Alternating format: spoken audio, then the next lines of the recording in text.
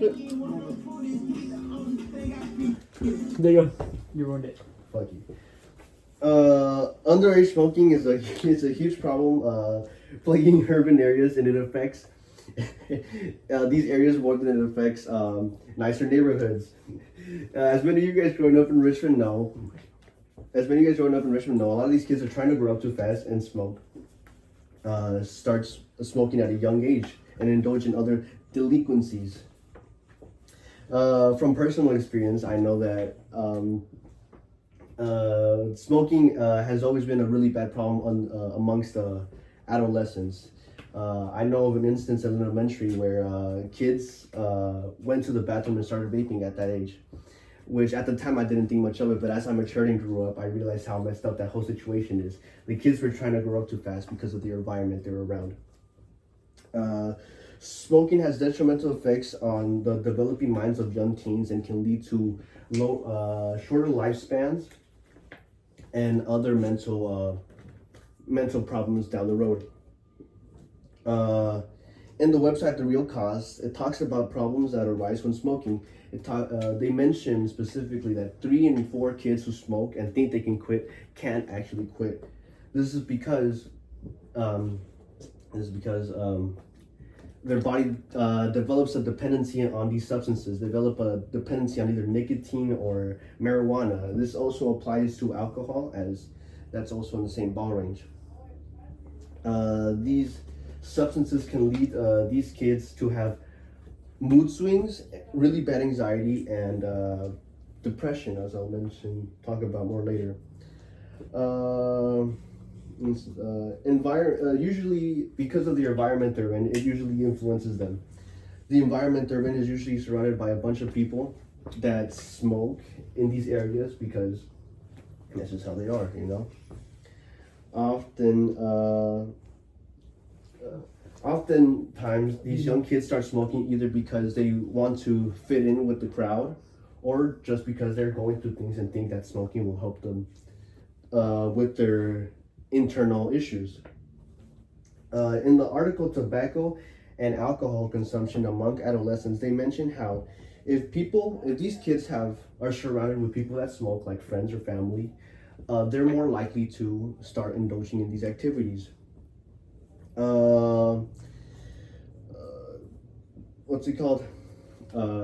Indulging in these activities. They want to fit in, usually, which is why they start doing it. They have a sense of FOMO, fear of missing out, which is why they start indulging in these activities. And on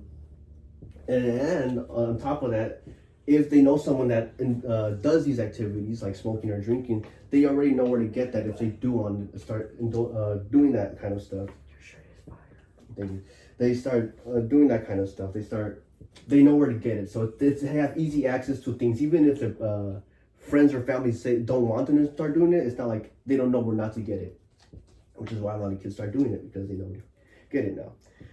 A lot of teens who do it to numb the pain are unaware of the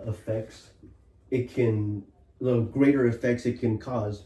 It can usually lead to more depression, which in an article written by Ernesto Oyapero, he mentions how something as small as secondhand smoke can lead these patients to have depression. So, in turn, if these kids are already suffering from depression or other mental issues, they usually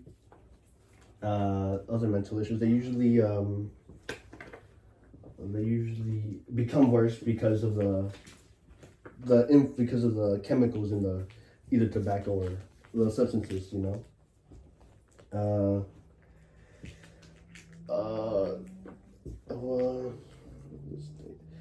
A lot has been tried, but not much has been achieved when it comes to the prevention of underage smoking. A lot of back then they used to have military men coming in and trying to scare the kids, trying to be like, don't smoke. Look at this fiend, you know? Look at this fiend. Right? But in recent times, a lot of the time, adults from my personal experience, have discouraged harder drugs for more tame drugs. They've inadvertently encouraged smoking pot to stray away from harder drugs that could cause more harm, like heroin or cocaine, which is still not good. Um, a good way to prevent these, a good way that I believe could prevent, or at least diminish the amount of kids that do these things, is if they start doing extracurricular activities. As a parent, it's your responsibility to make sure your kids don't smoke, and keeping them occupied is a good way to prevent them from smoking and or committing other delinquencies. In the article, tips for talking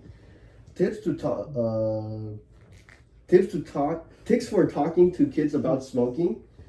They mention how try to make your stance clear on smoking, and try not to be harsh on them. If you do catch them smoking, try not to punish them or threaten them, as this could lead to more your kids closing off to you. They could they're less likely to open up to you about their other problems if they see that this is how you act about when it comes to smoking.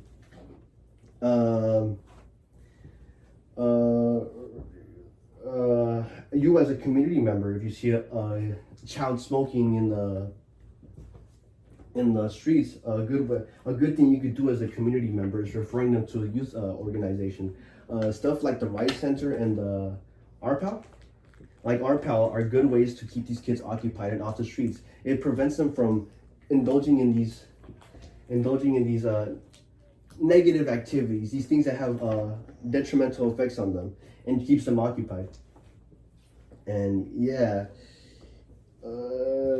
as a community, I feel like it would also be pretty important to make it easier for these kids to access therapy and these youth conventions, since a lot of the time the reason these kids are doing these things is because of, like I said, their mental state. They think because they think they have the mentality that since smoking makes them feel good temporarily, that it could cure their depression, when in actuality makes it worse.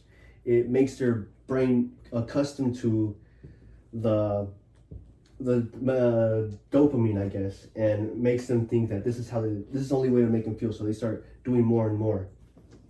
And yeah, with the easier access to therapy, it could help these kids realize that they don't need this substance, basically. In the Newport Academy, they talk about how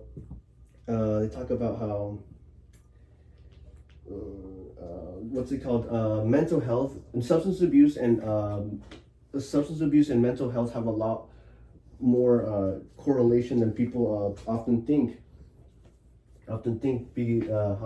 Yeah.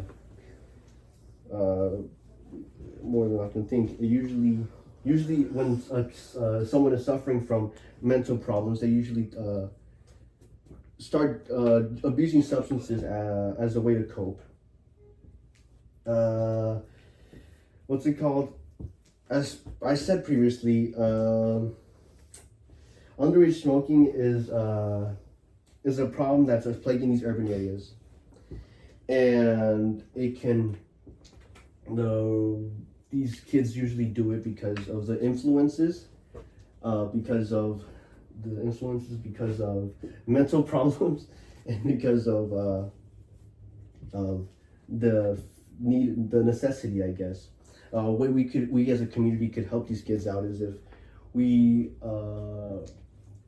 show them other alternatives to smoking, giving them therapy, easy access to therapy, easy access to youth organizations, and such. If kids stop smoking and kids stop indulging in these paraphernalia, they could succeed more in school, become more successful people, and have healthier relationships with their family and loved ones. This could in turn make them a more successful adult if they choose to stay away from this kind of stuff. In conclusion, underage smoking is a bad thing that is plaguing the youth, and we as a community need to help prevent this by making it easy for these kids to reach out for help. And yeah, that's it. Something. How long was that?